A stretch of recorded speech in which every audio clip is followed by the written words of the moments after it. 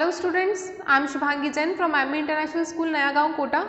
Today we will start part 2 of your chapter number 7 of science, that is physical and chemical changes.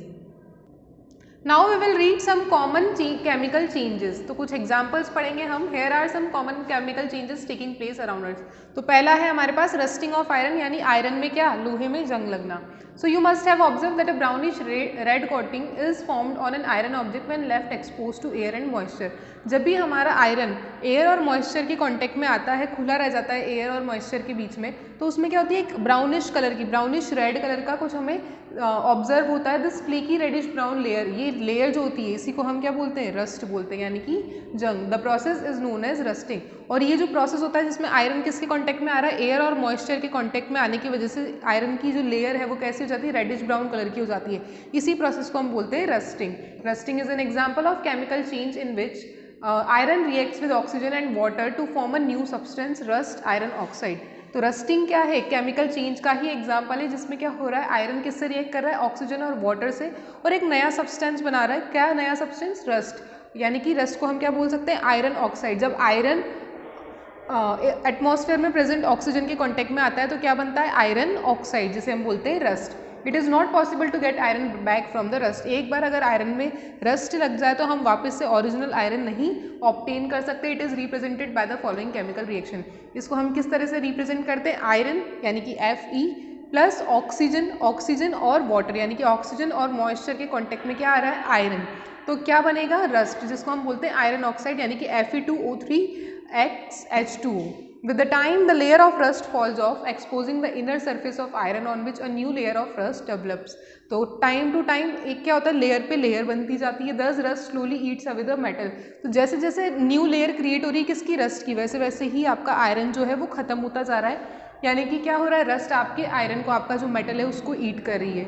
Iron is use in making a large number of things such as vehicles, ships and building. Iron को हम बड़ी बड़ी चीज़ें बनाने में use में लेते हैं जैसे कि व्हीकल्स, शिप्स और building. Thus rusting poses a major problem. इसलिए क्या है, रस्टिंग एक मेजर प्रॉब्लम है क्योंकि ज़्यादातर व्हीकल्स, शिप्स वगैरह में क्या यूज़ में आता है, किसकी, ये बॉडी किसकी बनी होती है, इनकी, आयरन की. तो if appropriate steps are not taken, rusting might lead to huge monetary loss. तो अगर हम इसके लिए एप्रोप्रिएट स्टेप नहीं लेंगे तो रस्टिंग की वजह से हमें बहुत ज़्यादा लॉस हो सकता है. तो हम इस रस्टिंग को कैसे प्रिवेंट कर सकते हैं, पहला, an iron surface can protected from rusting by preventing it from coming in contact with air and water. पहली चीज़ तो ये कि हम हमारे आयरन को खुला ना छोड़ें और इसको एयर और वाटर के कॉन्टैक्ट में ना आने दें. ये कैसे हम कर सकते हैं, this can be done by coating the iron surface with oil, grease और पेंट. यानी कि हम आयरन के ऊपर एक लेयर बना देंगे, किसकी, ऑयल कर सकते हैं, ग्रीसिंग कर सकते हैं या उसे पेंट कर सकते हैं, जिसकी वजह से वो एयर और मॉइस्चर के कॉन्टैक्ट में कम आएगा. Now next process is galvanisation. ये क्या है, एक ऐसा प्रोसेस है जो किसको प्रिवेंट करता है, रस्टिंग को प्रिवेंट करता है. इसमें हम क्या करते हैं, आयरन ऑब्जेक्ट पे किसकी कोटिंग लगा देते हैं, एक लेयर लगा देते हैं जिंक की, जिसकी वजह से अब आयरन डायरेक्ट कॉन्टैक्ट में नहीं आता है, बीच में क्या आ जाती है, एक जिंक की लेयर आ जाती है. Forming alloys of iron by chemically combining it with certain other metals or non-metals also prevent rusting.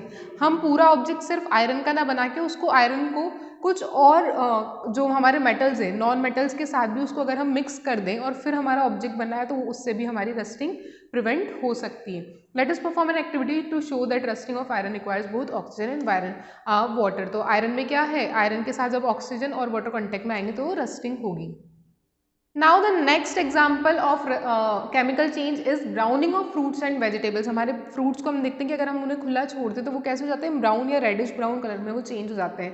तो ये भी क्या है, एक केमिकल चेंज ही है. So you might have seen apples, pears, potatoes, mushrooms turn brown in colour when peeled और cut open. जब हम इन्हें छिल देते हैं या फिर इन्हें काट कर रख देते हैं तो उसकी वजह से हमारे क्या है, जो फ्रूट्स और वेजिटेबल्स हैं वो ब्राउन कलर में चेंज हो जाते हैं. तो इसके पीछे क्या reason, it is because of the oxidation reaction taking place on the surface of the fruit और वेजिटेबल. ये क्यों हो रहा है, क्योंकि जो हमारी सर्फेस है फ्रूट की, वो उसमें क्या हो रहा है, ऑक्सीडेशन रिएक्शन हो रहा है.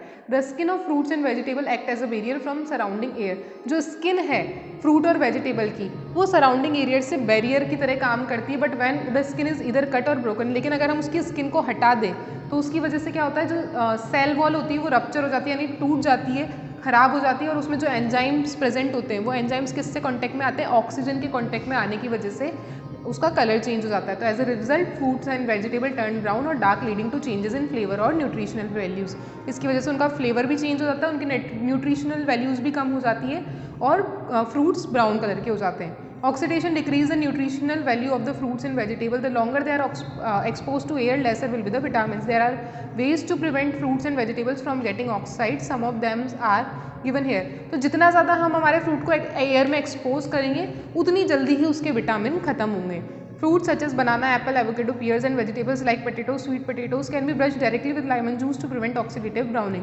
तो हम इस ब्राउनिंग को कैसे प्रिवेंट कर सकते हैं? सबसे पहला मेथड ये कि हमारे जितने भी फ्रूट्स हैं उनके ऊपर, उनको अगर हमने कट कर दिया तो उनके ऊपर हम क्या करेंगे? लेमन जूस की कोटिंग कर देंगे, एक लेयर बना देंगे जिसकी वजह से ब्राउनिंग प्रिवेंट होगी। Now next method is soaking the cut fruits or veggies in plain water works well to slow down the oxidation process. तो हम जो हमारे कट फ्रूट्स हैं, वेजिटेबल्स हैं, कटे हुए हैं, तो हम अगले प्रोसेस में क्या कर सकते हैं कि हमारे जो प्लेन वाटर है उसमें हमारे कटे हुए फ्रूट्स और वेजिटेबल्स को हम रखेंगे। इसकी वजह से जो ऑक्सीडेशन प्रोसेस है वो स्लो हो जाएगा और जो वाटर की जो लेयर होगी उसकी वजह से जो सेल सरफेस है हमारी उस पर ऑक्सीजन जल्दी से रिएक्ट नहीं कर पाएगी। Next process it can also be done bye cooking और एडिंग सर्टेन प्रिजर्वेटिव्स। हम हमारे फूड्स में जो हमारे कटे हुए वेजिटेबल्स या तो हम उनको कुक कर लें या फिर उनमें कुछ प्रिजर्वेटिव्स भी ऐड कर सकते हैं जिसकी वजह से ऑक्सीडेशन का प्रोसेस स्टॉप हो जाएगा। नेक्स्ट है हमारे पास reaction between vinegar and baking soda. तो अगला एग्जांपल केमिकल चेंज का है कि बेकिंग सोडा और विनेगर का reaction. Vinegar and baking soda are two very common chemicals used at homes. जो हमारे घर में यूज़ किए जाने वाले प्रोडक्ट्स की बात करें तो उनमें विनेगर और बेकिंग सोडा बहुत कॉमन एग्जांपल्स है। Vinegar is 4 to 6% solution of acetic acid in water and baking soda है सोडियम बाइकार्बोनेट, जिससे हम किस से रिप्रेजेंट करते हैं NaHCO3 से। So both these compounds are often use in cooking. इन दोनों को ही हम कुकिंग प्रोसेस में यूज में लेते हैं। When these two substances react, brisk effervescence is observed indicating the formation of new compounds and the reaction is irreversible. जब हमारे ये जो सब्सटेंस होते हैं ये आपस में रिएक्ट करते हैं तो इनकी वजह से क्या होता है, कुछ बबल्स फॉर्म होते हैं और ये बबल्स रिएक्ट करते हैं। रिएक्ट होने के बाद जो हमारा नया सब्सटेंस फॉर्म होगा उसको अब हम रिवर्स नहीं कर सकते, यानी कि इसकी वजह से जो चेंज आएगा हमारे कुकिंग प्रोसेस में वो इरिवर्सिबल होगा। So let's talk about some of the examples of chemical reaction. कुछ टाइप्स होते हैं हमारे केमिकल रिएक्शन के। तो पहला टाइप है हमारे पास डिस्प्लेसमेंट रिएक्शन। डिस्प्लेसमेंट रिएक्शन क्या होता है? What happens when a more reactive metal reacts with a compound having less reactive metal. जब हमारा ज़्यादा रिएक्टिव मेटल कम रिएक्टिव मेटल से कंबाइन होगा तो क्या होगा? The more reactive metal displaces the less reactive metal from the compound and forms its own compound. तो जो मोर रिएक्टिव मेटल है वो जो लेसर रिएक्टिव मेटल है उसके कंपाउंड्स को हटा देगा और खुद के नए कंपाउंड्स वहाँ पे प्रिपेयर करेगा। Iron is more reactive than copper. अब इसी ऐसे ही बात करें तो कॉपर से ज़्यादा रिएक्टिव कौन सा है हमारा metal? Iron. Let us study the reaction between iron and copper sulfate. The chemical reaction in which more reactive metal displaces another less reactive metal from its solution is called displacement reaction. तो इसी reaction को हम क्या बोलते हैं? Displacement reaction, जिसमें more reactive metal क्या करता है? लेस रिएक्टिव मेटल को उसके कंपाउंड्स को कम कर देता है और अपना एक नया सॉल्यूशन फॉर्म करता है, नए कंपाउंड्स फॉर्म करता है। सो इस रिएक्शन में क्या होगा? हमारे पास कॉपर सल्फेट है, CuSO4 और आयरन है। जब हमने इन दोनों को कंबाइन किया तो क्या हुआ? हमारे आयरन ने किसके साथ रिएक्ट किया? सल्फेट के साथ, और कॉपर क्या हो गया? अलग हो गया। तो आयरन ने अपना एक नया कंपाउंड फॉर्म कर लिया FeSO4, यानी कि iron sulphate plus copper. Now अगला रिएक्शन है हमारे पास डिकम्पोजिशन रिएक्शन। डिस्प्लेसमेंट तो हमें पता है क्या होता है। अब डिकम्पोजिशन क्या होता है? कंपाउंड ब्रेक्स इनटू 2 और मोर सब्सटेंस। ये 2 या 2 से ज़्यादा सब्सटेंस में टूट जाता है हमारा एक compound. This kind of reaction generally happens when a compound is heated or electricity is pass through it. ये किसकी वजह से होता है? हीट की वजह से होता है, या फिर जब इसमें से इलेक्ट्रिसिटी पास होती है। For example when we heat calcium carbonate, जब हम कैल्शियम कार्बोनेट को हीट करते हैं तो कैल्शियम ऑक्साइड अलग हो जाती है और कार्बन डाइऑक्साइड अलग हो जाती है। यानी कि हमारे पास एक ही कंपाउंड था कैल्शियम कार्बोनेट, उसको हमने हीट किया तो क्या बन गए? हमारे पास 2 कंपाउंड बन गए, कार्बन डाइऑक्साइड और calcium oxide. Similarly when electricity is pass through a mixture of water and sulphuric acid. इसी तरीके से हम जब इलेक्ट्रिसिटी पास करते हैं किसमें से? वाटर और सल्फ्यूरिक एसिड के मिक्सचर में से, तब क्या होता है? Hydrogen and oxygen gases are produce. उसी टाइम पे क्या होता है? हाइड्रोजन और ऑक्सीजन गैस प्रोड्यूस होती है। तो ये क्या है? एग्जाम्पल हमारा डिकम्पोजिशन रिएक्शन का, यानी कि एक कंपाउंड का 2 या 2 से ज़्यादा कंपाउंड्स में टूटना। नाउ कॉम्बिनेशन रिएक्शन अगला टाइप है द केमिकल रिएक्शन इन विच 2 और मोर सिंपल सब्सटेंस, यानी कि सिंपल सब्सटेंस जैसे कि reactant combine to form a complex compound. कुछ 2 सिंपल सब्सटेंस आपस में कंबाइन होते हैं और क्या बनाते हैं? एक नया कॉम्प्लेक्स कंपाउंड बनाते हैं, उसे बोलते हैं combination reaction. For example N example of combination reaction is the formation of carbon dioxide when carbon Burns in oxygen. जब हम कार्बन को हीट देते हैं, जलाते हैं ऑक्सीजन की प्रेजेंस में, तो नया सब्सटेंस क्या फॉर्म होता है हमारा, कार्बन और ऑक्सीजन दोनों मिलकर कार्बन डाइऑक्साइड बनाते हैं। अगला है what is crystallization. Crystals are the purest solid form of a substance having a definite geometrical shape. Crystals क्या है, ये एक सॉलिड फॉर्म के सब्सटेंस होते हैं जिनका फिक्स, इनका ज्योमेट्रिकल शेप होता है जो डिफाइंड होता है। कॉमन सब्सटेंस जैसे कि शुगर, सॉल्ट, एलम, ये सब किससे बने हुए हैं, क्रिस्टल से बने हुए हैं। तो क्रिस्टलाइजेशन क्या है overall, it is a technique that is use to obtain pure crystals of a substance from its impure sample. हमारे पास कोई चीज़ रॉ अवेलेबल है, इम्प्योर है, उसको प्योर करने के बाद हमने उसको क्रिस्टल्स में ब्रेक किया, ये क्या है, क्रिस्टलाइजेशन है।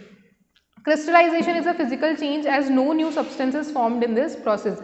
ये क्या है, ये एक फिजिकल चेंज है। क्यों, क्योंकि इसमें हम कोई नया सब्सटेंस नहीं बना रहे हैं, उसमें सिर्फ हम उसकी शेप को चेंज कर रहे हैं, उसकी कंपोजिशन को चेंज कर रहे हैं। To understand more first we have to understand what is saturation and super saturation. तो पहले हम पढ़ेंगे what is saturation and super saturation. Now what is saturation and super saturation? Take 50 ml of water in a tumbler and dissolve 10 mg of salt into it. हमने क्या किया, 50 ml water लिया, उसमें हमने 10 ml क्या मिक्स किया, salt mix किया। Continue adding salt in water in the portion of 10 mg। हम एक बार 10 मिलीग्राम्स देन 10 मिलीग्राम्स ऐसे करके उसको डिजोल्व करते जाएंगे वाटर में। After a while you will no able to see that now in water you will not be able to dissolve any more salt in it. More salt added settles at the bottom of the tumbler. हमने धीरे 50 ml water था हमारा, हमने धीरे धीरे करके उसमें 10 milligram क्या ऐड किया, सॉल्ट ऐड किया। हमने उसको डिजोल्व किया तो एक लिमिट तक तो वो उसमें डिजोल्व हुआ, लेकिन उसके बाद अब वो प्रोसेस रुक गया, यानी कि अब जितना भी सॉल्ट है वो क्या है, नीचे सेटल होता जा रहा है बीकर में।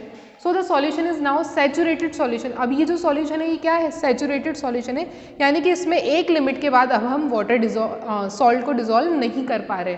It is a solution in which no more substance, अब इसमें और कोई सब्सटेंस हम ज़्यादा ऐड नहीं कर सकते। Heat this solution for a while you will see that undissolved salt dissolve. लेकिन अगर हम इसी वाटर को हीट करेंगे, थोड़ा गर्म करेंगे, तो जो वाटर अभी तक डिजोल्व नहीं हुआ था वो भी डिजोल्व हो जाएगा। तो on cooling this solution the salt remains dissolve for a while. The solution is now called super saturated solution. ये ठंडा हो जाएगा तो भी कुछ टाइम तक के लिए जो सॉल्ट है वो इसमें ही डिजोल्व रहेगा, यानी घुला हुआ रहेगा। अब ये जो सॉल्यूशन बना हमारा, पहले वाला सॉल्यूशन था जिसमें सॉल्ट एक बार डिजोल्व होने के बाद अगली लिमिट तक वो डिजोल्व नहीं हो पा रहा था, तो वो था हमारा सैचुरेटेड सॉल्यूशन। अब क्या है, हमने उसको हीट किया तो अब जो हमारा सॉल्यूशन बना जिसमें सॉल्ट डिजोल्व हो चुका है वो है super saturated solution. A super saturated solution contains more solute than that in normal condition. Eventually the salt crystals will start appearing in this solution. अब हम देखेंगे कि ये जो हमारा सुपर सैचुरेटेड सॉल्यूशन था इसमें धीरे धीरे सॉल्ट के क्रिस्टल्स बनने लगेंगे। Now how is salt obtain from sea. तो इसी तरह से हम समुद्र से सी को कैसे ऑब्टेन करते हैं। You must be aware that sea, हमें पता है कि सी वाटर कैसा है, सॉल्टी है। हम water can be obtain from any source have some dissolve minerals or salt in them, but water from all sources does not have the taste salty. This is because the amount of salt in such water is very less. हर जगह हमारा water salty नहीं होता, क्योंकि कहीं इसमें कम salt present होता है, कहीं ज़्यादा प्रेजेंट होता है। This water is called fresh water. इसी को हम क्या बोलते हैं, फ्रेश वाटर। जिसमें सॉल्ट नहीं होगा वो होगा फ्रेश वाटर, और जिसमें सॉल्ट डिजॉल्व होगा वो होगा सलाइन वाटर।